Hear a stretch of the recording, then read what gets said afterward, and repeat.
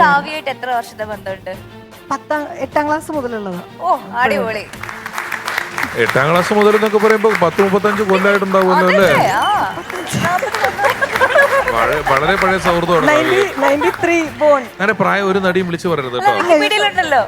വിളിച്ചു പറയുകയേ ചെയ്യരുത്. നമ്മൾ വെറുതെ അവരുടെ ഇമെയിൽ ഐഡി ചോദിച്ചാൽ മതി. പറയാൻ പറ്റും, പറയാൻ പറയില്ല. Aditi93@gmail.com എന്ന് പറഞ്ഞ് അവർ എഴുതിയിട്ടുണ്ടാവും. ചോറിച്ചിലുണ്ടാക്കുന്ന ഒരു 3-4 ഐറ്റം പറയാൻ പറഞ്ഞാൽ എന്റെ കെട്ടിയോൻ പറയും ചേന, ചേമ്പ്, കാച്ചിൽ, പിന്നെ നിന്റെ നാക്ക്. നമ്മളുടെ ഭാര്യക്ക് തൊട്ട് അടുത്ത പ്രദേശത്തുള്ള അല്ലെങ്കിൽ അയൽവക്കത്തുള്ള ആരെങ്കിലും ആയിട്ട് അല്പം നീരസം ഉണ്ടെന്ന് വിചാരിക്കാം. ആ പെണ്ണിനെ കുറിച്ച് ഇവളോട് കുറ്റം പറയുക, അത്രയും സന്തോഷം ഉണ്ടാകുന്ന ഒരു കാര്യം ഉണ്ടാവില്ല. എന്റെ ഒരു കൂട്ടുകാരൻ ഭാര്യയ്ക്ക് അത്യാവശ്യം ഒരു 1.5 ലക്ഷം രൂപ വിലയുള്ള ഒരു ഡയമണ്ട് നെക്ലേസ് മേടിച്ചു കൊടുത്തു. എന്നിട്ട് 6 മാസം ഈ ഭാര്യ അവനോട് മിണ്ടിയില്ല. അതായിരുന്നു കോൺട്രാക്ട്. വീണ എണ്ണ വീണ്ടും ബോണ്ട പൊരിച്ചു, താറിൻ കളർ പോലെ എണ്ണ വീണ്ടും തിളച്ചു. Once upon a time, once upon a time, once upon a time, once upon a time. Amrita ടെലിവിഷന്റെ പ്രിയപ്പെട്ട പ്രേക്ഷകർക്ക് നമസ്കാരം. And welcome to a very refreshing episode of Once Upon a Time, കലിപ്പണം കാന്താരിയും. നമ്മുടെ എപ്പിസോഡുകളെ എപ്പോഴും കൂടുതൽ അവിസ്മരണീയമാക്കുന്നത് തീർച്ചയായിട്ടും നമ്മുടെ ജഡ്ജസിന്റെ പ്രസൻസ് ആണ്. ലെറ്റ്സ് നൗ വെൽക്കം ദം നമ്മുടെ chief judge Ramesh Pisharody. And now let's welcome നമ്മുടെ സ്പെഷ്യൽ സെലിബ്രിറ്റി ജഡ്ജ്. ഒരുപാട് നല്ല ചിത്രങ്ങളിൽ നല്ല നല്ല വിഷയങ്ങൾ ചെയ്തുകൊണ്ട് നമുക്ക് ഇവർക്കും പ്രിയങ്കരിയായി മാറിയ അതിഥി രവി.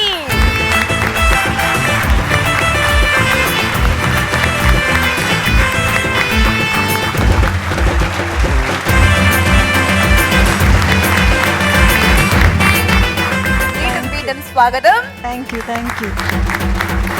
നമസ്കാരം അതിഥി. നമസ്കാരം ചേട്ടാ.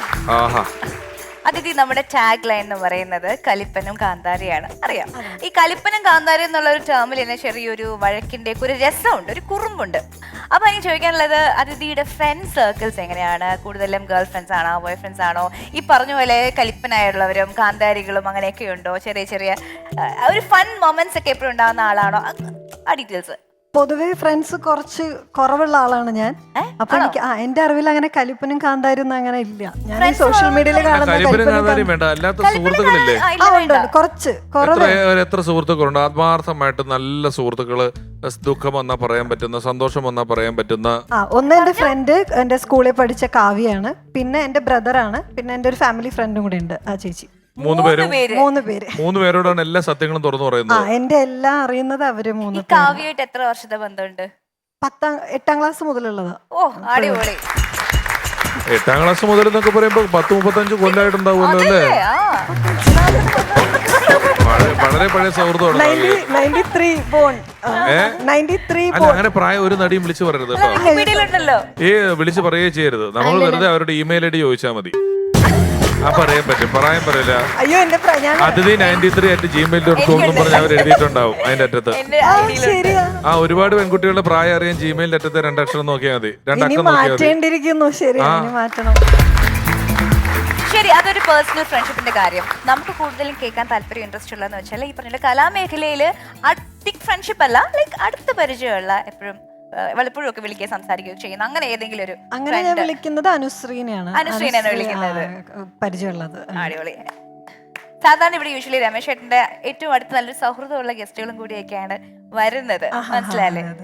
ഓക്കെ, നീ പറഞ്ഞു വന്നത് ഇന്ന് ഞാനൊരു സൗഹൃദം ഇല്ലാത്ത ഒരാൾ വന്നു എന്നുള്ള അർത്ഥത്തിലാണ് പറഞ്ഞു വെച്ചത്. ഞാനും അതിഥി നല്ല സുഹൃത്തുക്കളാണ്. അത് രമേശന്റെ പേരും കൂടെ പറയണമല്ലോ അതിഥി. അങ്ങനെ പറഞ്ഞാ ഞാൻ. ഇല്ല, അതിഥി ഇവിടെ ഞാൻ ഇരിക്കുന്നു എന്ന കാരണം കൊണ്ട് എന്റെ പേര് പറയുന്ന ഒരാളല്ല. ആ ചോദിച്ച സിൻസിയാരിറ്റിയുള്ള ബന്ധം ഞങ്ങൾ തമ്മിലില്ല. അത് അനുശ്രീയായിട്ട് തന്നെയാണുള്ള ബന്ധം. അതിഥി എല്ലാ രഹസ്യങ്ങളും അനുശ്രീയോട് പറയും, ഞാൻ അനുശ്രീയോട് ചോദിച്ച് മനസ്സിലാക്കും. ട്രാവൽ ചെയ്യാൻ ഇഷ്ടമാണോ? ഇഷ്ടമാണ്. എവിടെയാ റീസെന്റ് ആയിട്ട് എവിടെയാ പോയത്? UK ലായിരുന്നു. UK. ഞാൻ അങ്ങനെ അല്ല, ട്രാവൽ ചെയ്യുന്നത് കുറവാണ് ഞാൻ. പക്ഷെ ഒരു മൂവിയുടെ ഷൂട്ടിന് വേണ്ടി പോയതാ. അതൊക്കെ പോയപ്പോഴാണ് എനിക്ക് കുറച്ചും കൂടി എക്സ്പ്ലോർ ചെയ്തത്. അപ്പൊ ഇപ്പൊ എനിക്ക് ഇഷ്ടമാണ് ട്രാവൽ. ഇഷ്ടമായിട്ടുണ്ട്. ഞാൻ അതിഥിയോട് ചോദിച്ചു എന്താ ഇഷ്ടമുള്ള കളർ എന്ന് ചോദിച്ചു. അപ്പം പറഞ്ഞു എനിക്ക് അങ്ങനെ ഒരു കളർ ഇല്ല. എനിക്ക് എല്ലാ കളറും ഇഷ്ടമാണ് ചേട്ടാ. അതെ അതെ അങ്ങനെ നിർബന്ധമില്ല. പിന്നെ എല്ലാരും ചോദിക്കുന്നോണ്ട് ഒരു ഉത്തരവായിട്ടൊരു ഉത്തരം പറയുന്നു എന്നുള്ളതേ ഉള്ളൂ. എനിക്ക് അങ്ങനെ ചോദിക്കുമ്പോ കൺഫ്യൂഷൻ ആയി പോകും പെട്ടെന്ന്. എന്നാലും പ്രത്യേകിച്ച് ഒരു കളറിനോട് താല്പര്യമില്ല. ഇല്ല, എല്ലാ എല്ലാം കളറും ഓക്കെയാണ്, കളേഴ്സ് എല്ലാം ഓക്കെയാണ്. ഡയാനയ്ക്കോ? എനിക്ക് ഗ്രീൻ ഗ്രീൻ. ഗ്രീൻ ഇഷ്ടമാണ്. പക്ഷെ it's very rare to meet such people. കാരണം എല്ലാ കാര്യങ്ങളും ഇഷ്ടപ്പെടുന്ന, എല്ലാമായിട്ട് അഡ്ജസ്റ്റഡ് ആവുന്ന അല്ലെ കൂൾ ആയിട്ടുള്ള ഒരു പേഴ്സൺ. അതിലേക്കാണ് ഞാൻ വരുന്നത്. എന്തായാലും ആ ഒരു കൂൾ പേഴ്സണാലിറ്റി നമ്മുടെ ഷോയുടെ ജഡ്ജായിട്ട് ഇവിടെ വീണ്ടും എത്തിയിരിക്കുകയാണ്. We are very very happy for that. അപ്പോൾ എന്തായാലും സീറ്റിലേക്ക് ഇരിക്കാം. Will have fun. Thank U.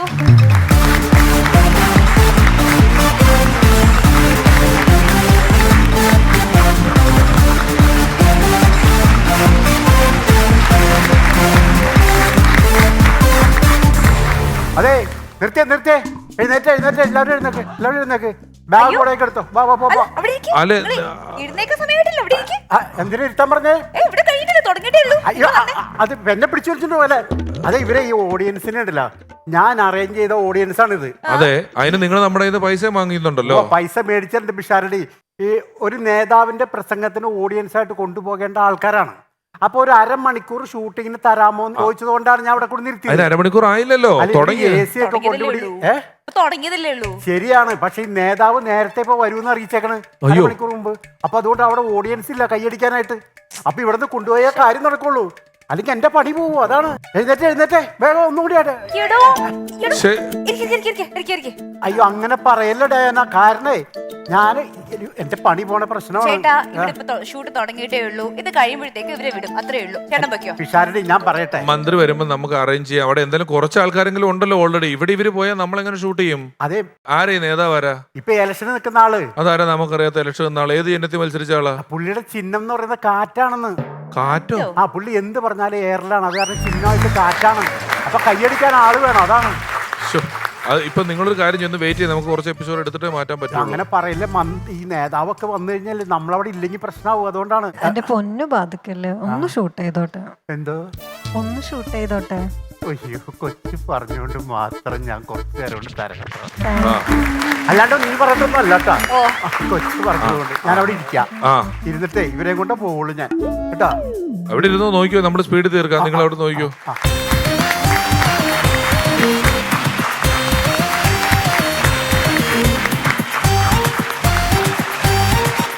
ബാദുഷക, നിങ്ങളൊരു കാര്യം മനസ്സിലാക്കണം. ഇവരെ ഇങ്ങനെ കൊണ്ടിരുത്തിയിരിക്കുന്നത് നമ്മുടെ മത്സരാർത്ഥികൾ വരുമ്പോൾ അവർ നല്ല രീതിയിൽ കൈയടിച്ച് പ്രോത്സാഹിപ്പിക്കാൻ വേണ്ടിയിട്ടാണ്. അതാണ് നമ്മുടെ മെയിൻ അജണ്ട. അപ്പൊ എന്തായാലും സമയം വഹിക്കുന്നില്ല, നമ്മുടെ മത്സരം തുടങ്ങിയാണ്. ഹാപ്പി അല്ലേ? സമാധാനമായില്ലേ? എനിക്ക് ഹാപ്പി ഇല്ല, സമാധാനമില്ല. എനിക്ക് ഇവരെ കൊണ്ട് പോയാലേ സമാധാനമാവുള്ളൂ. നിങ്ങൾ വേഗം തുടങ്ങ്. എന്ന് മത്സരിക്കുന്ന കലിപ്പനും കാന്താരിയും അനിൽ പാപ്പ ആൻഡ് ജയശ്രീ.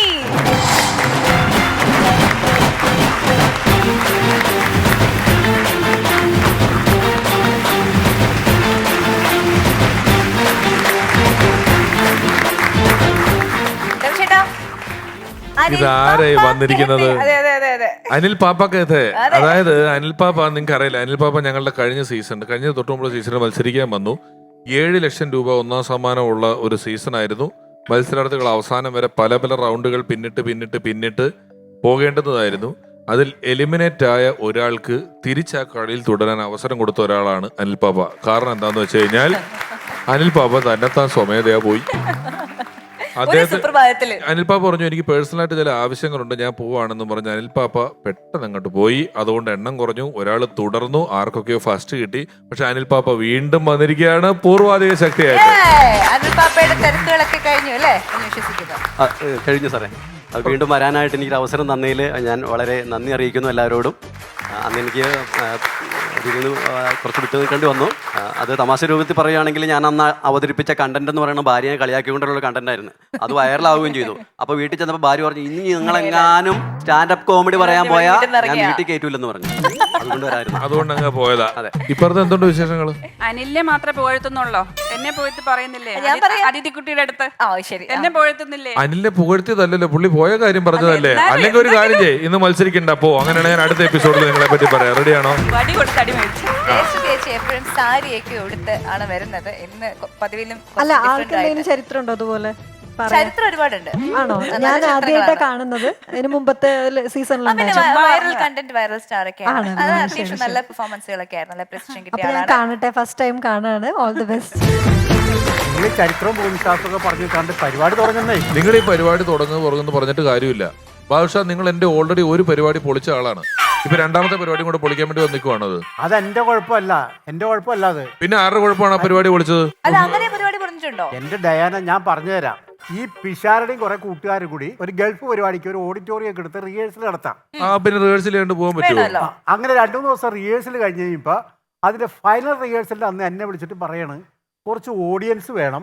ഓഡിയൻസ് ഉണ്ടെങ്കിൽ പരിപാടി എങ്ങനെയുണ്ടെന്ന് അറിയാൻ പറ്റും. നമുക്കൊരു ജഡ്ജ്മെന്റ് അറിയണ്ടേ? ഏത് സിനിമ വരെ പ്രിവ്യൂ ഇട്ട് കാണിക്കൂല ആൾക്കാരെ. അതുപോലെ ഞാൻ പറഞ്ഞു കുറച്ച് ഓഡിയൻസിനെ കൊണ്ടുപോകാം, നമ്മുടെ ഷോ എങ്ങനെയുണ്ടെന്ന് നോക്കാമല്ലോ എന്ന് പറഞ്ഞു. അങ്ങനെ ഒരാൾ കോർഡിനേറ്ററായിട്ട് എന്നെ ബന്ധപ്പെട്ട് ഞാൻ അവിടെ നിന്ന് കുറെ ആൾക്കാരെ തപ്പി നടന്നിട്ട് കിട്ടിയില്ല. അവസാനം കുറച്ച് ബംഗാളികളെ വിളിച്ചു കൊണ്ടുപോയി ഞാൻ ഇരുത്തിയിട്ട് ഞാൻ ഈ ബംഗാളികളുടെ അടുത്ത് പറഞ്ഞ് എന്നെ നോക്കി ഇരുന്നോളണം, പിഷാരടി എന്തെങ്കിലും കോമഡി കാണിക്കുമ്പോൾ ഞാൻ കണ്ണു കാണിക്കും, അപ്പൊ കൈയടിച്ച് ചിരിച്ചോളാൻ പറഞ്ഞു. അങ്ങനെ ഈ ബംഗാളികൾ വന്നിരുന്ന് ഇവൻ സ്റ്റേജിൽ നിന്ന് ഓരോ കോമഡി പറയും, ഞാൻ കൈയടിച്ച് ഇങ്ങനെ കണ്ണടച്ച് കാണിക്കും, അവർ കൈയടിച്ച് ഭയങ്കര ചിരി. ഇവൻ വിചാരിച്ച് ഇവന്റെ പരിപാടി സൂപ്പർ ഹിറ്റാണ്, അതാണ് ഈ ആൾക്കാർ ഇങ്ങനെ ചിരിക്കണേന്ന് വിചാരിച്ചിട്ട് ഈ പാവം ഇത് കൊണ്ടുപോയി ഗൾഫിൽ കളിച്ചിട്ട് പൊളിഞ്ഞു നാറി ഒരു കണക്കിനാണ് രക്ഷപ്പെട്ട് പോകുന്നത്. വണ്ടി കാശ് തന്നില്ലേ? അതാ പറഞ്ഞത്, ഒന്നോ പൊളിച്ചു, ഇതെങ്ങനെ പൊളിക്കല്ലേ? ഇവര് കുറച്ചേരം വിട്ടിരുന്നോട്ട്. അപ്പോൾ നമുക്ക് ഇങ്ങോട്ടേക്ക് വിളിക്കാം നമ്മുടെ കേശവൻ മാമൻ.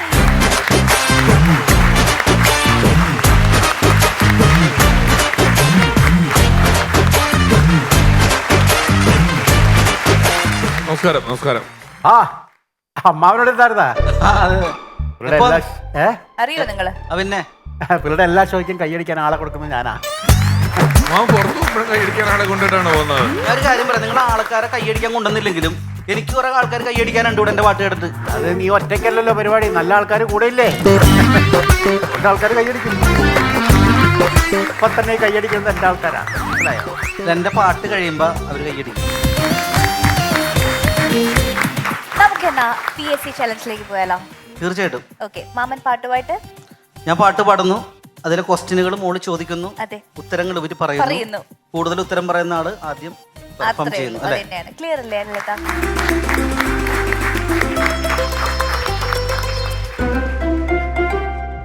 കീടം വീണ എണ്ണ വീണ്ടും ബോണ്ട പൊരിച്ചു, താറിൻ കളറ് പോലെ എണ്ണ വീണ്ടും തിളച്ചു.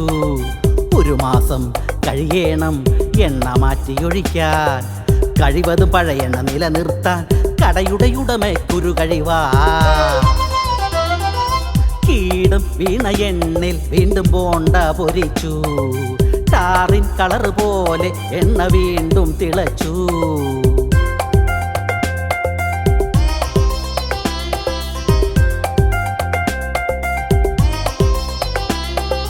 മാസം പലതു കഴിഞ്ഞാലും ചിപ്സുകൾ കേടാകാറില്ല, കീടനടിക്കും വറപൊരികൾ നാട്ടിൽ സുലഭം ആവോളം വിഷമാണെന്നതറിഞ്ഞാൽ പോലും അതു വാങ്ങാനും മലയാളി. കീടം വീണ എണ്ണിൽ വീണ്ടും ബോണ്ട പൊരിച്ചു, ടാറിൻ കളറ് പോലെ എണ്ണ വീണ്ടും തിളച്ചു. സൂപ്പർ പാട്ട്, സൂപ്പർ പാട്ടുകളാണ്. പാട്ട് നന്നായിട്ട് ശ്രദ്ധിച്ചു രണ്ടുപേരും. ഇതിന്റെ വരികളിൽ നിന്നായിരിക്കും ചോദ്യം. ഓക്കെ, ശരി. ആദ്യത്തെ എന്റെ ചോദ്യം, ഓക്കെ, ബോണ്ട ഉണ്ടാക്കിയ എണ്ണ വീണ്ടും തിളച്ചത് ഏത് നിറത്തിൽ? ടാറ്. ടാറ്. ടാറിന്റെ കളറിലാണ് എണ്ണ തിളച്ചത്. Very good, very good. ഒരു പോയിന്റ് ലഭിച്ചിരിക്കുന്നു. വെരി ഗുഡ് അനിൽ പാപ്പ, അടിപൊളി. രണ്ടാമത്തെ ചോദ്യം, മാസം എത്ര കഴിഞ്ഞാലും കേടാകാത്തത് എന്ത്? ഈ എണ്ണ വെച്ച് പൊരിച്ചിട്ട് ചിപ്സ്. ചിപ്സ് ശരി, എത്രയാണ്? അടിപൊളി, രണ്ടുപേരും കട്ടക്ക് തന്നെയാണ്. ഈ ഒരു ചോദ്യമായിരിക്കും ഇതിലെ വിജയം തീരുമാനിക്കുന്നത്. എണ്ണ മാറ്റി ഒഴിക്കാൻ എത്ര നാളെടുക്കും? മാസം. ഒരു മാസം. കറക്റ്റ് ഉത്തരം. അപ്പോ 2 ചോദ്യങ്ങൾക്കും ശരി ഉത്തരം നൽകിയിരിക്കുന്നത് ജയശ്രീ ചേച്ചിയാണ്. ഇന്നത്തെ ഫസ്റ്റ് പെർഫോമർ നമ്മുടെ കാന്താരി ജയശ്രീ.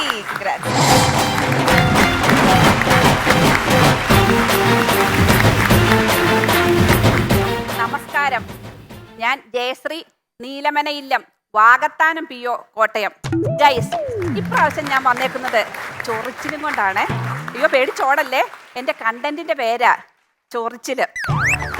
എത്ര വലിയ ഒബാമയാണേലും സ്കാബീസ് വന്നാൽ സമാധാനം സ്വാഹ. അപ്പൊ നിങ്ങൾ ഓർക്കും എന്താ ഈ സ്കാബീസ് എന്ന്? നമ്മുടെ പുഴുക്കടി, അത്ര തന്നെ.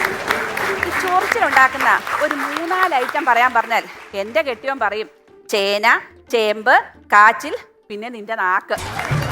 എന്നാന്നാ പുള്ളി അങ്ങനെ പറഞ്ഞത്?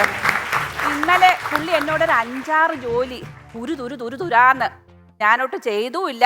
പിക്കപ്പ് ലൈൻ ഇട്ട് ചൊറിയാനും ചെന്നു. ഇങ്ങനായിരുന്നു, നിന്റെ ഹൃദയം കല്ല, കൂടെ ജീവിതം മല്ല, നീ എനിക്കൊരു പുല്ല. പുള്ളി ഒറ്റ മറുപടി, നിനക്ക് തരേണ്ടത് തല്ല. പിന്നെ ഒരു ചൊല്ലുണ്ട്, ഈ കൈവെള്ള ചൊറിഞ്ഞാൽ കൈ നിറയെ പണമെന്ന്. നീ പ്രോഗ്രാം കഴിയുമ്പോൾ അറിയാം നിങ്ങൾ എനിക്ക് പണമാണോ പണിയാണോ തരുന്നേന്ന്. പിന്നെ എന്നാന്നറിയത്തില്ലെന്നേ, ഇവിടെ വന്ന് ഈ കേശവമാമനെ കണ്ടു കഴിഞ്ഞപ്പോൾ എനിക്കൊരു ക്രഷ് അല്ല, ചൊറിച്ചില്. ആ കഞ്ഞി പാറ്റ ഇട്ടാലോ എന്ന് ഞാനൊരു പാരടിപ്പാട്ട് ഉണ്ടായിക്കൊണ്ട് വന്നിട്ടുണ്ട്. രമേഷ് ബ്രോ പാടട്ടെ? പാട് ബ്രോ. പിന്നെ പെർമിഷൻ ചോദിച്ചിട്ടല്ലേ ആൾക്കാരെ അങ്ങ് ഇഞ്ചിഞ്ചായിട്ട് കൊല്ലുന്നേ, അതുകൊണ്ട് ഞാൻ അങ്ങ് പാടുവാ. ഒട്ടുപ്രാവിന്റെ കൊമ്പത്തിരിക്കുന്ന കരിങ്കൂരങ്ങിയ മങ്കിപ്പെണ്ണ്, കിട്ടിട്ടും പെട്ടിട്ടും മാന്തി പറിച്ചിട്ടും ഒട്ടുമേ പാഠം പഠിച്ചതില്ല. ഇളിച്ചു കാട്ടിയ ചിമ്പാൻസി ചേട്ടന്റെ ഗ്ലാമർ തീർത്ത വലയിൽ വീണ് മ്യാമ കേശു മ്യാമ മ്യാമ ഞാൻ പാര. അതൊക്കെ പോട്ടെ. എല്ലാ പ്രാവശ്യത്തെ പോലെ ഇപ്രാവശ്യവും ഇങ്ങോട്ട് വരാൻ നേരത്ത് ഞാൻ നെൽസൺ തോമസ് സിൻസ് 1988 ഫോൺ ചെയ്തു. എന്നിട്ട് ഞാൻ നെൽസണോട് പറഞ്ഞു, നെൽസ ഇപ്രാവശ്യത്തെ എൻ്റെ കണ്ടന്റ് ചൊറിച്ചില്ല. നെൽസന് വെള്ള ചൊറിച്ചിലും കൊണ്ട് ഒന്ന് പറയണേ. അപ്പം നെൽസൺ പറഞ്ഞു, ചേച്ചി എനിക്ക് അങ്ങനെ പ്രത്യേകിച്ച് ചൊറിച്ചിലൊന്നും ഇല്ല, പക്ഷേ 1-2 എപ്പിസോഡുകളിലായിട്ട് ചേച്ചി എൻ്റെ പേര് എടുത്തെടുത്ത് പറഞ്ഞപ്പം എൻ്റെ ഭാര്യയ്ക്ക് ഇച്ചിരി ചൊറിച്ചിലുണ്ടോന്നൊരു ഡൗട്ട് ഫസ്റ്റ്. അത് കഴിഞ്ഞ് ഒരാഴ്ച കഴിഞ്ഞ് ഞാൻ നെൽസന്റെ ഭാര്യ കോട്ടയത്ത് വെച്ച് കണ്ടു.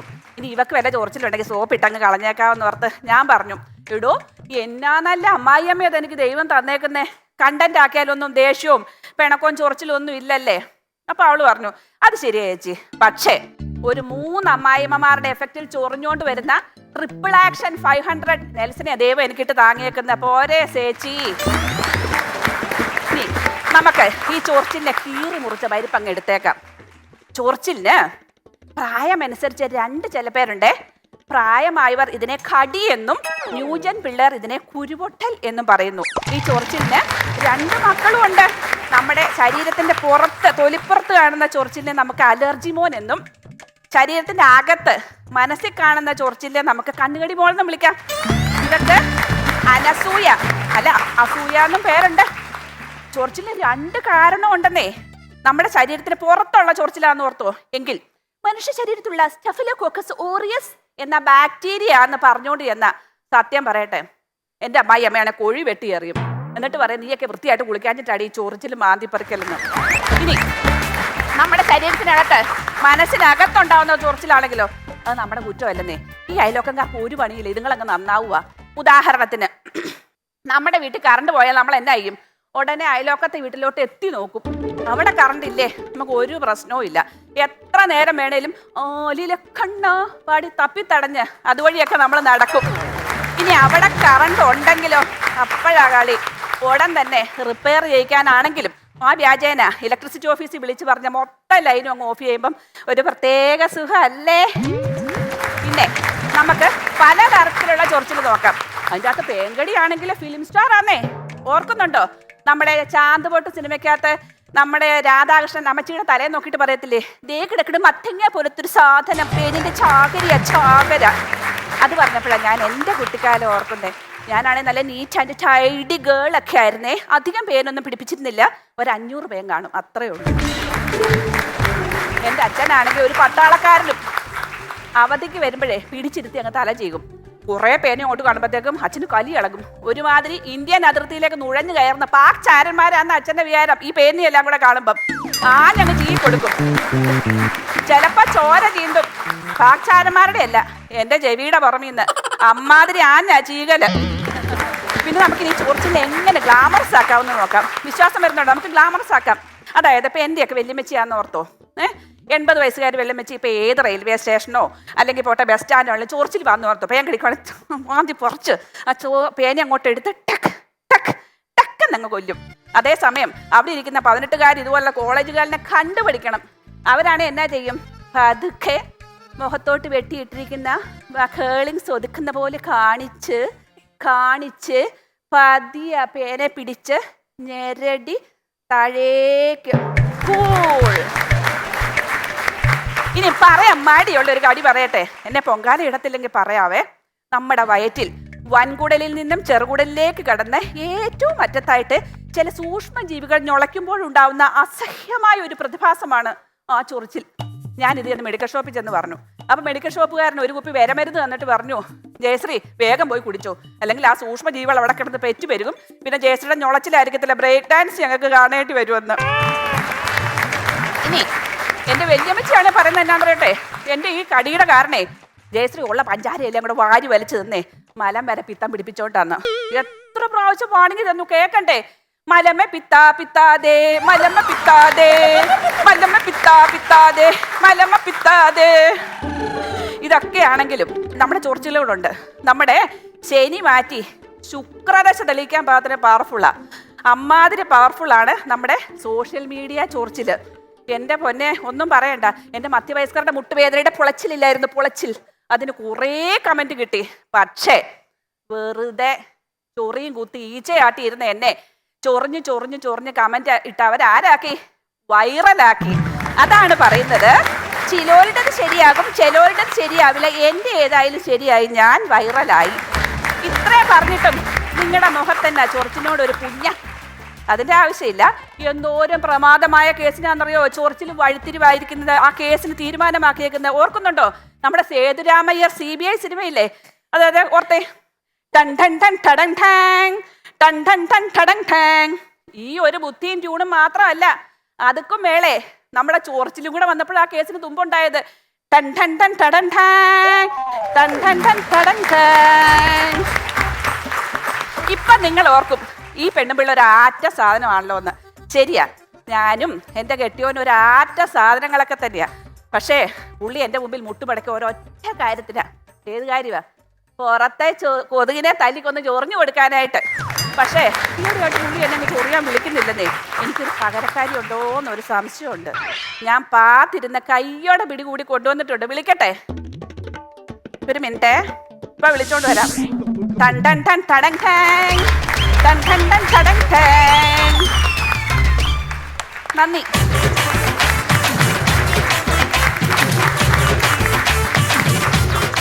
ജയശ്രീ ചേച്ചി പറ്റി ഫുൾ ഓൺ ഫോമിലായിരുന്നു, അടുക്കി കളഞ്ഞു. Thank U.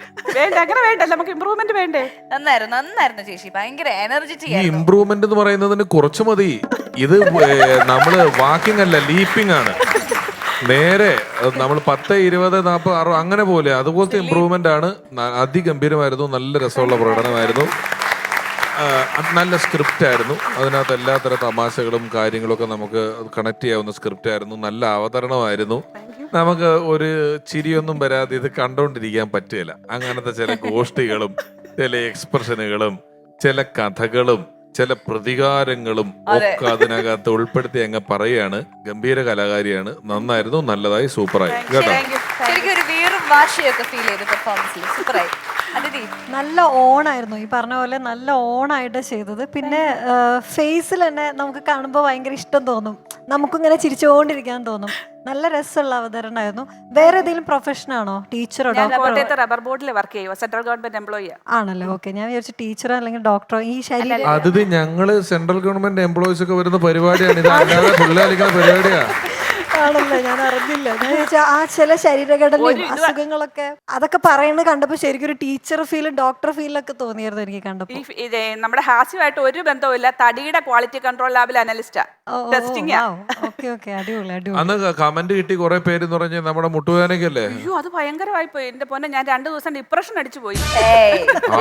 അല്ല, ആദ്യം കിട്ടുന്നവന് നിങ്ങൾ വിചാരിക്കുന്ന പോലെയൊന്നുമല്ല. ഈ സാധാരണക്കാർക്ക് കുറച്ച് കമന്റ് കിട്ടി. അവന് വിളിച്ചല്ലേ ശീലം, മോളിട്ട് നോക്കുന്ന നല്ല ചീത്ത വിളിച്ചാൽ മതിയല്ലോ. പ്രായവും ബാക്കിയുള്ളവരെ ചൊറിച്ചിലായിരുന്നു. ബാക്കിയുള്ളവരെ സംബന്ധിച്ചിടത്തോളം ഒരു 500 ഫ്രണ്ട്സ് അല്ലെ ഒരു 1000 ഫ്രണ്ട്സ് മാക്സിമം. അതെല്ലാം ഫ്രണ്ട്സ് ആണ്. അവർ കുറച്ചൊക്കെ കമന്റ് ഇടും. ഏതെങ്കിലും 2 പേരിൽ നെഗറ്റീവ് കമന്റ് ഇട്ട് അവരെ തേടി പിടിച്ച് ഫോൺ വിളിച്ച് ചീത്ത വിളിക്കാനൊക്കെ ഇവർക്ക് പറ്റും. ഇതങ്ങനല്ല. മാസീവ് അറ്റാക്ക് വരുമ്പം സാധാരണക്കാരനാണ് തളർന്നു പോവും, തകർന്നു പോവും. പക്ഷെ നിങ്ങൾ അതെല്ലാം കഴിഞ്ഞിട്ട് പൂർവാധി ശക്തിയായിട്ട് അത് വളമാക്കി തിരിച്ചു വന്നിരിക്കുകയാണ്. ഗംഭീരമായി കേട്ടോ. ചൊറിച്ചിൽ എന്നുള്ള ടോപ്പിക്കിൽ ഓൾമോസ്റ്റ് എല്ലാ ഏരിയയും കവർ ചെയ്തിട്ടുണ്ട്. Very good. ഈ ചൊറിച്ചിലിപ്പോ ഞാൻ വന്നപ്പോലെ ഇപ്പൊ ഞാൻ ചൊറിയാണെന്നുള്ള നോട്ടത്തിന്റെ അർത്ഥം എനിക്ക് മനസ്സിലായി. ആ നോട്ടത്തിന്റെ അർത്ഥം അങ്ങനെയാണ്. ഞാൻ വന്നപ്പോലെ ചൊറിയാണെന്നുള്ള രീതിയിൽ. ഈ ചൊറിച്ചിലിനെ പറ്റി എനിക്കൊരു കഥ പറയാനുണ്ട്. അതായത് ഈ ആലുവ മണപ്പുറത്ത് നടന്ന സംഭവമാണ്. അവിടെ ഒരു അപ്പാപ്പനും അമ്മാമ്മയും കൂടി ഈ പഴം വിൽക്കാൻ പോയി. അപ്പാപ്പൻ പഴം വിൽക്കുന്നു, അമ്മാമ്മ അലുവ വിൽക്കുന്നു. അപ്പൊ ഈ അപ്പാപ്പന്റെ കൈ മുഴുവൻ ചൊറിച്ചില്ല. അപ്പാപ്പൻ എപ്പോഴും ഇങ്ങനെ ഇട്ട് മാന്തിക്കൊണ്ടിരിക്കും ഇങ്ങനെ. അപ്പൊ ഈ വന്നമൊക്കെ മേടിക്കാൻ വരുന്ന ആൾക്കാരൊക്കെ ഇത് എന്തിട്ട് കാണിക്കണേന്ന് പറഞ്ഞിട്ട് അങ്ങോട്ട് പോകും. അമ്മാമ്മയുടെ അലുവയുടെ മുമ്പിൽ അമ്മാമ്മയ്ക്ക് കണ്ണിപ്പികളാണ് നിറച്ച്. ഇപ്പൊ ഈച്ചകൾ വരുമ്പോൾ അമ്മാമ്മ ഇങ്ങനെ ഇരുന്ന് ഈച്ചനെ അടിച്ചോണ്ടിരിക്കുക ഇങ്ങനെ. അപ്പൊ ആൾക്കാർ വന്നിട്ട് പറയും, അയ്യേ വൃത്തികേട്, നമുക്ക് വേണ്ട പോവാന്ന് പറയും.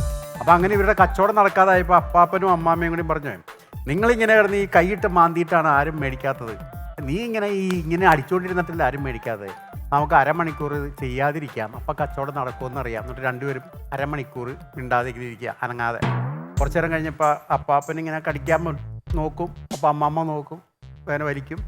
ഇങ്ങനെ അമ്മാമ്മയ്ക്ക് അടിക്കാൻ വരും, അപ്പാപ്പൻ നോക്കും, വേനെ വലിക്കും. അങ്ങനെ കുറച്ചു നേരം കഴിയുമ്പോൾ അപ്പാപ്പന് പിടിച്ചു നിൽക്കാൻ പറ്റണല്ല. അങ്ങനെ അപ്പാപ്പൻ പറയാ, എടിയേ ആലുവ മാർക്കറ്റിൽ ഞാൻ ചെന്നപ്പോഴേ ഈ മുഴുപ്പുള്ള മഴം, ഈ മുഴുപ്പുള്ള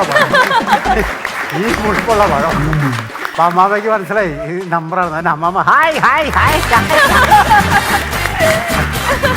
ഇത് വേറൊരു വേർഷൻ ഞാൻ എന്റെ ചെറുപ്പകാലത്ത് കേട്ടിട്ടുണ്ട്. ഓർക്കുന്നില്ല, പക്ഷെ കേട്ടിട്ടുണ്ട്. ഓർക്കുന്നില്ല. പിന്നെ ഇത് തന്നെ കേട്ടത് എങ്ങനെയാ പറയുന്നത്? വേറെ എന്തോ കേട്ടതൊന്നും ഞങ്ങളുടെ ഫ്രഷ് കഥയായിട്ട് അടിക്കരുത്. നല്ല കഥയായിരുന്നു, നല്ല കഥയായിരുന്നു. പിന്നെ അന്തർജനം നന്നായിട്ട് കലക്കി, അടിപൊളിയാണ്. ഒരു നേതാവായിട്ട് വരാനുള്ള യോഗ്യതയൊക്കെ ഉണ്ട് അല്ലേ? സ്ഥാനാർത്ഥിയായിട്ടൊക്കെ മത്സരിച്ചിട്ടുണ്ടോ? റബ്ബർ ബോർഡിൽ എന്തെങ്കിലും സാധനങ്ങൾക്ക് മത്സരിച്ചിട്ടുണ്ടോ? ഇല്ല, അവിടെ അങ്ങനെ ഇലക്ഷൻ ഒന്നുമില്ല. എവിടെയെങ്കിലും പരിപാടിയൊക്കെ ഉണ്ടെങ്കിൽ ആളെ തരാട്ടോ. ആൾക്കാരുടെ ഇഷ്ടംമാതിരി നമ്മുടെ കയ്യിൽ. രമേശ് ബ്രോ, ഞാൻ ആദ്യമേ നീലമനയില്ലം വാകത്താനം പിയോ കോട്ടയം എന്ന് പറഞ്ഞില്ലേ, ഇനി അഡ്രസ് അറിയാൻ വരുന്ന പറഞ്ഞ സിനിമയിലോട്ട് വിളിക്കാതിരിക്കരുത്. നമുക്ക് നേരിട്ട് അറിയാലോ, അഡ്രസ് അറിയണ്ടോ? എനിക്ക് ഇപ്പൊ ലാലേട്ടനെ വിളിക്കണമെങ്കിൽ പോലും എനിക്ക് പുള്ളിയുടെ അഡ്രസ് അറിയാൻ പാടില്ല, പക്ഷെ വിളിക്കാൻ പറ്റും കേട്ടോ. അഡ്രസ് അറിയേണ്ട ആവശ്യമില്ല, അത് കത്താക്കിയാണ്. അറിയാൻ മേലെ അഡ്രസ് ഒന്നും ഓർത്ത് വിളിക്കാതിരിക്കരുത്. ഇല്ല. ചേച്ചി അടിപൊളിയായിരുന്നു. Keep it up. എന്താ പറയാനുള്ളത്? Okay, thank you.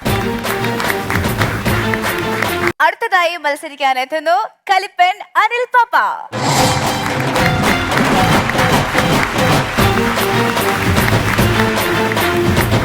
Hello, hi, നമസ്കാരം. ഞാൻ അനിൽ പാപ്പ. ഞാൻ കഴിഞ്ഞ സീസണിൽ ഒരു കോമഡി അവതരിപ്പിച്ചിരുന്നു, സ്റ്റാൻഡപ്പ് കോമഡി. അത് എൻ്റെ ഭാര്യയെ കളിയാക്കിക്കൊണ്ടുള്ളൊരു പരിപാടിയായിരുന്നു. അപ്പോൾ അത് സോഷ്യൽ മീഡിയയിൽ ഞാൻ കണ്ടപ്പോൾ ഒരാഴ്ച കഴിഞ്ഞപ്പോൾ 1 മില്യൺ വ്യൂവേഴ്സ്. രണ്ടാമത്തെ ആഴ്ച നോക്കിയപ്പോൾ 2 മില്യൺ വ്യൂവേഴ്സ്. കമൻ്റ് ആണെങ്കിൽ ഇങ്ങനെ ഇരച്ചു കയറുക, 1K 2K 3K 4K. ഇത് എന്ത് അത്ഭുതം! ഞാൻ ഇത്ര വലിയ തമാശയാണോ പറഞ്ഞതെന്ന് എനിക്ക് തോന്നി. ഞാൻ ഉടനെ ഇതെന്തായിരിക്കും ആളുകളുടെ അഭിപ്രായം എന്നറിയാൻ വേണ്ടിയിട്ട് കമൻറ്റ് ബോക്സ് തുറന്നു. ആദ്യത്തെ കമൻറ്റ് വായിച്ചു. നിനക്ക് നാണയില്ലാടാ, സ്വന്തം ഭാര്യനെ കളിയാക്കിക്കൊണ്ടാണോടാ തമാശ പറഞ്ഞ ആളുകളെ കൊണ്ട് കയ്യടി മേടിക്കണേന്ന്. രണ്ടാമത്തെ കമൻറ്റ് വായിച്ചു, നിന്റെ ഭാര്യ നിന്നെ എങ്ങനെ സഹിക്കണടാന്ന്. മൂന്നാമത്തെ കമൻറ്റ് വായിച്ചു, നീ ഈ പരിപാടി കഴിഞ്ഞ് വീട്ടിലേക്കല്ലേ ചെല്ലണേ, അവള് നിന്നെ കെട്ടുചൂലിനടിക്കൂടാന്ന്. അതിലുണ്ടായിരുന്ന 4K കമൻറ്റ് മുഴുവനും ഞാൻ വായിച്ചു. എൻ്റെ ഫേക്ക് ഐഡിയിൽ നിന്ന് ഞാൻ അയച്ച 4 കമൻറ്റ് അല്ലാതെ ഒരു കമൻറ്റ് പോലും പോസിറ്റീവ് ഉണ്ടായില്ല.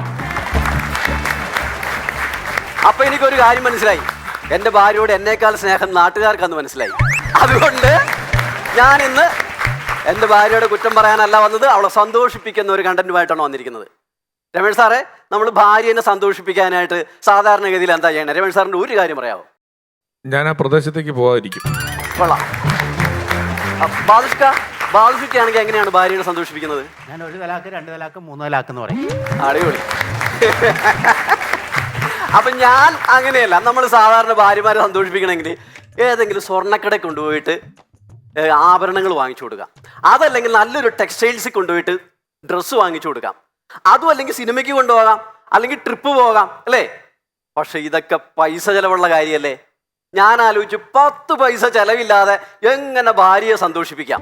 ഞാനിത് പരീക്ഷിച്ച് വിജയിച്ചതാട്ടോ. നിങ്ങൾക്ക് ആ കല്യാണം കഴിച്ച ആണുങ്ങളുണ്ടെങ്കിൽ നിങ്ങൾ പരീക്ഷിച്ച് നോക്കിയോ, 100% സക്സസ്സാ. വേറെ ആരോടും പറയണ്ട കേട്ടോ.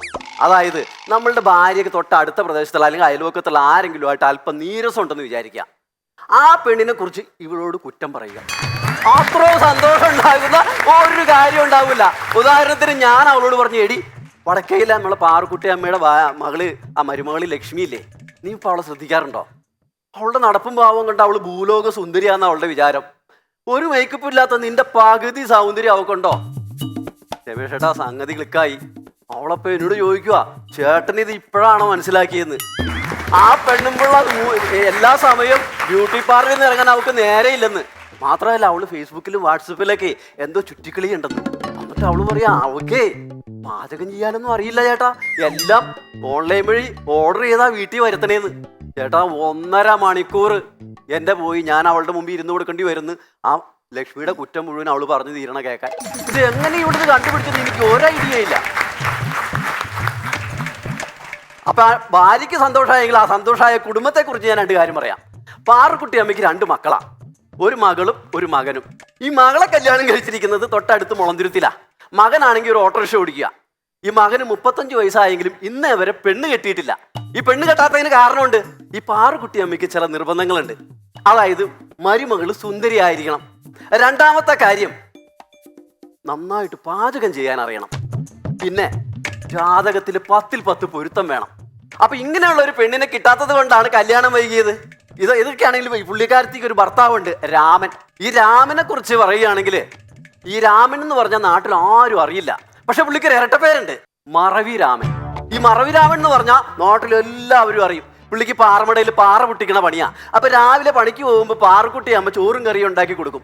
വൈകുന്നേരം പുള്ളി തിരിച്ചു വരുമ്പോൾ ഈ കറി തിരിച്ചു കൊണ്ടുവരും. അപ്പൊ ഇതെന്താ കറി കൂട്ടാഞ്ഞെന്ന് ചോദിച്ചാൽ മറന്നുപോയി എന്ന് പറയും. പുള്ളി ഇറങ്ങണ ബസ് സ്റ്റോപ്പിൽ ഇറങ്ങൂല, 2 ബസ് സ്റ്റോപ്പ് അപ്പുറം ഇറങ്ങിയിട്ട് അവിടെ നിന്ന് ഓട്ടോ വിളിച്ചു വരും. അതും ഇറങ്ങാൻ പുള്ളി മറന്നു പോകും. ഈ മറവിയാണ് പുള്ളി മരിച്ചു പോകാനുള്ള പ്രധാന കാരണം. പുള്ളി മരിച്ചിട്ട് ഇപ്പൊ 10-15 വർഷമായി. പുള്ളി ഒരു തവണ ഈ പാറമടയിൽ പോയി ഈ തമിഴടിച്ച് അതിൽ മരുന്നും തിരിയൊക്കെ നിറച്ചിട്ട് തിരി കൊടുത്തതിന് മുമ്പ് എല്ലാവരോടും ഓടി മാറാൻ പറഞ്ഞു. പുള്ളി ഓടാൻ മറന്നുപോയി. അങ്ങനെ പുള്ളി പടമായി. ആ പടം ഫ്രെയിം ചെയ്ത് വീടിന്റെ ഉമ്മറത്ത് തൂക്കി പാറുക്കുട്ടിയമ്മ എന്നും സന്ധ്യയ്ക്ക് രാമ രാമ രാമ ചൊല്ലും. ഭഗവാനെ മാത്രമല്ല സ്വന്തം ഭർത്താവ് രാമനെ മറക്കാതിരിക്കാനും കൂടിയാ. അങ്ങനെ പാറുക്കുട്ടിയമ്മ ഉദ്ദേശമാതിരി സുന്ദരിയായ ഒരു പെൺകുട്ടിയെ മകന് ആലോചന വന്നു, കല്യാണം നടന്നു. 2ാം വിരുന്നും കഴിഞ്ഞ് മരുമകളുടെ വീട്ടിൽ നിന്ന് തിരിച്ചു വന്നപ്പോൾ കൊണ്ടുവന്ന പലഹാരം കണ്ട് പാറുക്കുട്ടിയമ്മ ഞെട്ടി. കാരണം ഈ പാറുക്കുട്ടിയമ്മയ്ക്ക് ഒരു ഹാബിറ്റ് ഉണ്ട്, കടിച്ചു പൊട്ടിക്കുന്ന പലഹാരങ്ങളോട് ഭയങ്കര ക്രൈസാ. അപ്പൊ നിങ്ങൾക്ക് തോന്നും പാറുക്കുട്ടിയമ്മയുടെ വായി നിറച്ച് പല്ലാന്ന്. 10-75 വയസ്സായെങ്കിലും പാറുക്കുട്ടിയമ്മയ്ക്ക് മുമ്പിലത്തെ നിരയിൽ മേളിലും താഴെയായിട്ട് 2 പല്ലാ ഉള്ളത്. അത് വെച്ചാണ് ഈ കസർത്ത്. അപ്പൊ അവിടുന്ന് കൊണ്ടുവന്ന ഈ അച്ചപ്പം, എള്ളുണ്ട, നുറുക്ക്, മിക്സറ്, അരിയുണ്ട, ഇതൊക്കെ കണ്ട് പാറുക്കുട്ടിയമ്മ ഹാപ്പി.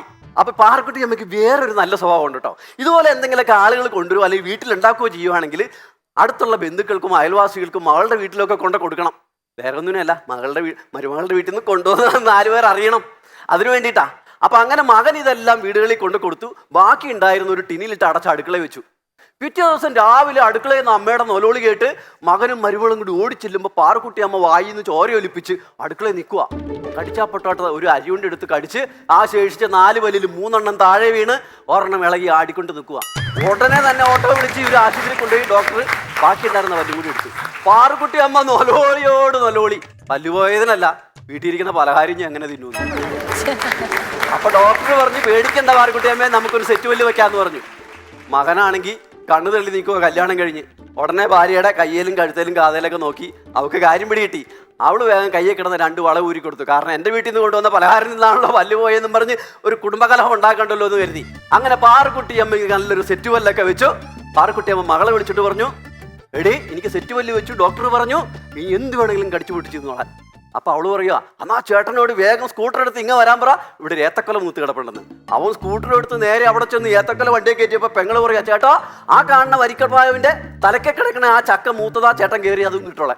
അങ്ങനെ അതും കയറിയിട്ട് ഇത് 2 വീട്ടിൽ വന്ന് ഏത്തക്ക വറക്കാൻ തുടങ്ങിയപ്പോൾ പാറുക്കുട്ടിയമ്മ പറയാ, എടാ പകുതി വറുത്താൽ മതി, പകുതി നമുക്ക് ശർക്കര വരട്ടി ഉണ്ടാക്കാം, അതാകുമ്പോൾ കടിച്ചു പൊട്ടിക്കാൻ നല്ല രസമായിരിക്കും. അങ്ങനെ ശർക്കര വരട്ടി ഉണ്ടാക്കി കായും വറുത്തു കഴിഞ്ഞു. 2 ദിവസം കഴിഞ്ഞപ്പോൾ ചക്ക വെളുത്തുപോയി. പിന്നെ അത് വറക്കാൻ പറ്റൂലല്ലോ.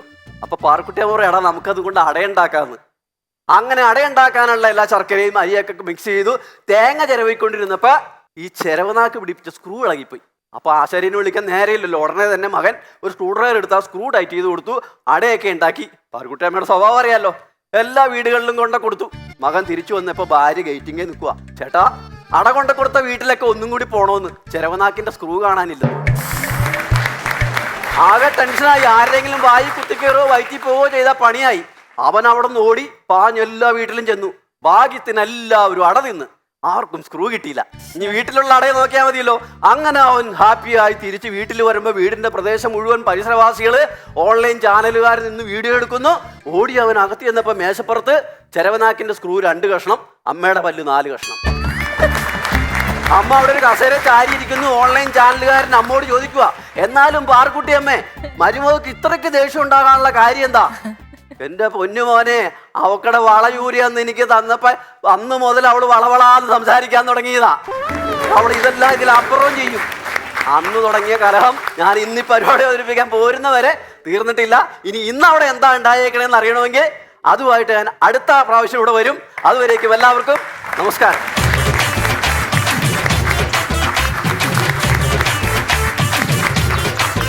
അല്ല ചേട്ടാ, നന്നായിരുന്നു. Thank you. എനിക്ക് തോന്നിയ ഒരു കാര്യം, മുന്നത്തെ സീസണില് അന്ന് നമുക്കൊരു കോട്ട് ഉണ്ടായിരുന്നു, ഒരു മൈക്ക് ഉണ്ടായിരുന്നു. അപ്പൊ ഇപ്രാവശ്യം അതൊന്നും ഇല്ലാത്തതുകൊണ്ട് വളരെ ഫ്രീ ആയിട്ട്, വളരെ കംഫർട്ടബിൾ ആയിട്ട് ചെയ്തതായിട്ട് എനിക്ക് തോന്നി. സത്യമല്ലേ? പിന്നെ എനിക്കൊരു കാര്യം പറഞ്ഞ ഇഷ്ടമായി. എനിക്കും കടിച്ചു മുറിക്കുന്ന പലഹാരങ്ങൾ കഴിക്കാനാണ് എനിക്കിഷ്ടം, കഴിക്കാനാണ് ഇഷ്ടം. Okay, performance was really good. ചേട്ടൻ പറയട്ടെ. ചില ആളുകൾക്ക് ചിലയിടത്തായിരിക്കുവാൻ വലിയ ഇഷ്ടമാണല്ലോ. ചില ആളുകൾക്ക് ചില സ്ഥലങ്ങൾ വളരെ സന്തോഷം കൊടുക്കുന്നതും വളരെ അവിടെ ചെന്നിരിക്കാൻ എപ്പോഴും ഇഷ്ടമുള്ളതുമായിട്ടൊക്കെ ഉള്ള ചില സ്ഥലങ്ങളുണ്ട്. എന്ന് പറഞ്ഞതുപോലെ അനിൽ പാപ്പച്ചൻ ഇവിടുന്ന് ഒരു പ്രത്യേക സാഹചര്യത്തിൽ പോകേണ്ടി വന്ന ഒരാളായിരിക്കുകയും രണ്ടാമത് ഇവിടെ വരികയും ചെയ്തിട്ട് ടോട്ടൽ അവതരിപ്പിക്കുന്ന ഒരു വലിയ എക്സൈറ്റ്മെന്റോട് കൂടിയാണ്. പുള്ളി വേറെ ഏതോ ഒരു കണ്ണു വെച്ച് അദ്ദേഹത്തെ തന്നെ കണ്ടോണ്ടിരിക്കുകയാണ്. ഈ ഫ്ലോറിൽ നിന്ന് പരിപാടി അവതരിപ്പിക്കുന്ന ആളെ കണ്ട് അതിന്റെ ഒരു എക്സൈറ്റ്മെന്റ്, കയ്യൊക്കെ നിവർത്തി എടുത്തു വച്ചു കൊടുത്തു എന്നൊക്കെ പറഞ്ഞ രസമായിട്ട് പറയുന്നു. നല്ല രസമുള്ള തമാശകളായിരുന്നു, നല്ല കഥകളായിരുന്നു. അതിനെല്ലാം ഒരു ജെന്യൂനിറ്റി ഉണ്ടായിരുന്നു. വളരെ സിൻസിയറായിട്ട് നിങ്ങൾ പറഞ്ഞു. നല്ല മോഡുലേഷൻ ആയിരുന്നു. ഇടിയപ്പത്തിന്റെ സ്ക്രൂ, ഇടിയപ്പമല്ലോ ചക്കയുടെ സ്ക്രൂ പോയതും ആ കഥ വളഞ്ഞു തിരിഞ്ഞ അമ്മായിയമ്മ മരുമോള് കഥയായതും പിന്നെ ആദ്യത്തെ വഴി ഭാര്യമാരെ സൂചിപ്പിക്കാനുള്ള വഴി പറഞ്ഞു തന്നത് വളരെ വളരെ നന്നായി കേട്ടോ. ഞാനവിടുത്തെ വല്ല സ്വർണം മേടിച്ചു കൊടുത്തു, അങ്ങനെ ഇങ്ങനെയൊക്കെയാണെന്നുള്ളത്. എൻ്റെ ഒരു കൂട്ടുകാരൻ ഭാര്യയ്ക്ക് അത്യാവശ്യം ഒരു 1.5 ലക്ഷം രൂപ വിലയുള്ളൊരു ഡയമണ്ട് നെക്ലേസ് മേടിച്ചു കൊടുത്തു. എന്നിട്ട് 6 മാസം ഈ ഭാര്യ അവനോട് മിണ്ടിയില്ല. അതായിരുന്നു കോൺട്രാക്ട്. ഇത് വേണേ മേടിച്ചു തരാം, ഒരു 6 മാസം എനിക്ക് സമാനം തരണം എന്ന് പറഞ്ഞ അങ്ങനെയായിരുന്നു. ഹലോ ചേട്ടാ, നേരത്തെ ഇപ്പൊ ശരത് ചേട്ടൻ പറഞ്ഞ പോലെ ചേട്ടൻ ഭയങ്കര എക്സൈറ്റഡ് ആണ് പറയുന്നതിൽ. അപ്പം നമുക്കും അതേ ഒരു സംഭവം ഫീൽ ചെയ്യും. അപ്പം ഒത്തിരി നന്നായിട്ടുണ്ട്. എല്ലാ കഥകളും പറഞ്ഞത് നല്ല രസമുണ്ടായിരുന്നു. എനിക്ക് പറഞ്ഞ ഒരു ടോൺ, പണ്ടത്തെ ഒരു സിനിമയിൽ നവാസൊക്കെ ഒരു ബന്ധമില്ലാത്ത ചില കഥകൾ കൂട്ടിച്ചേർത്ത് പറഞ്ഞ ഒരു കോമഡി സീൻ, 2 ബസ് വന്ന്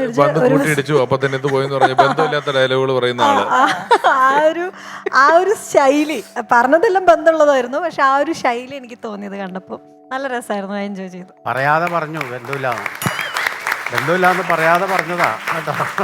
അല്ലല്ല, അത് ബന്ധമില്ലാത്തത്, ഇത് ബന്ധമുള്ള അതേ ശൈലി, നല്ല രസം. നിങ്ങൾ അത് ഈ വക ജഡ്ജ് ചെയ്യുന്ന കാര്യത്തിലൊന്നും ഇടപെടണ്ട കേട്ടോ. അല്ല, എനിക്ക് ഇവരെ കൂടെ പോകണം, അതുകൊണ്ടാണ്. എനിക്കിത് പെട്ടെന്ന് തീർത്തിട്ട് വേണം പോകാൻ. ഇവര് എഴുന്നേറ്റ് പോവാണെങ്കിൽ എനിക്ക് അത്ര സൗകര്യമാണല്ലോ, വേണം തീർക്കുമല്ലോ.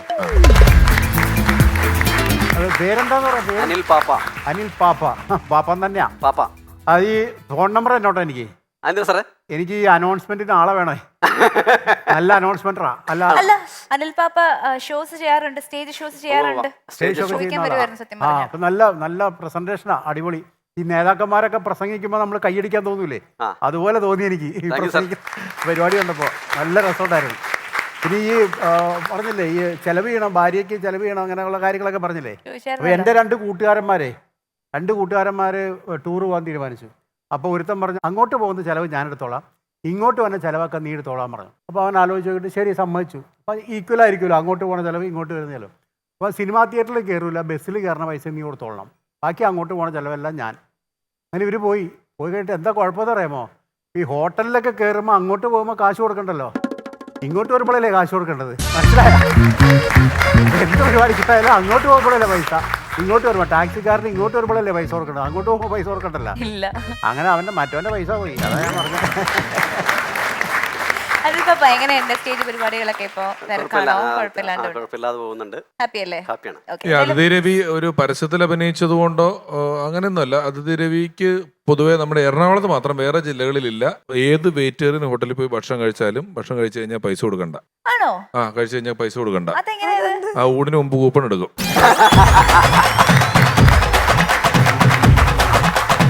കലിപ്പന്റെയും കാന്താരയുടെയും പെർഫോമൻസ് കട്ടയ്ക്കായിരുന്നു. ഒന്നിനൊന്നും നല്ല എനർജറ്റിക് ആയ പെർഫോമൻസ് ആയിരുന്നു. എത്ര മാർക്സ് ലഭിക്കുന്നു? ഇതിൽ ആരാണ് ബെസ്റ്റ് പെർഫോമർ എന്ന് നോക്കാം. രമേശ് ഏട്ടാ, മാർക്സ് പ്ലീസ്. ഡയാന പറഞ്ഞു തന്നെയാണ് പറയാനുള്ളത്. ഇന്ന് രണ്ട് മത്സരാർത്ഥികളും ഇഞ്ചോടിഞ്ച് പോരാട്ടമായിരുന്നു. പിന്നെ തമാശയൊക്കെ മൊത്തത്തിൽ കൂട്ടിക്കിഴിച്ചാണ് മാർക്ക് ഇട്ടിരിക്കുന്നത്. അനിൽ പാപ്പ 46, 46 out of 50. അനിൽ ചേട്ടന് 47. അപ്പൊ total 93 out of 100. Very good. 50-ൽ 48, 48 out of 50. ടൈറ്റിൽ പോലെ തന്നെയാ, കാന്താരി തന്നെയാ ചേച്ചി. അപ്പോ ചേച്ചിക്ക് 48. അപ്പൊ total 96 out of 100. Super. Highest point ലഭിച്ചിരിക്കുന്നത് ജയശ്രീ ചേച്ചിക്കാണ്. So she is the top scorer. Congratulations. ഇല്ല, സമ്മാനം കൊടുക്കണം സാർ, സമ്മാനം കൊടുക്കണം. അതൊക്കെ നിങ്ങൾ കൊടുക്കുന്നേ, ഞങ്ങള് അപ്പടി സമ്മാനം കൊടുത്തിട്ട് അത് ഇത്ര ആയല്ലേ, വേവോളം ഇരുന്നില്ലേ? ഒന്നിരിക്കും, 2 മിനിറ്റും കൂടി ഇരിക്കേ. വൺസ് അപ്പോൺ എ ടൈം കലിപ്പനും കാന്താരിയും വിജയികൾക്ക് ലഭിക്കുന്നത് ഹാർവസ്റ്റ് എബ്രോഡ് സ്റ്റഡീസ് നൽകുന്ന സമ്മാനം.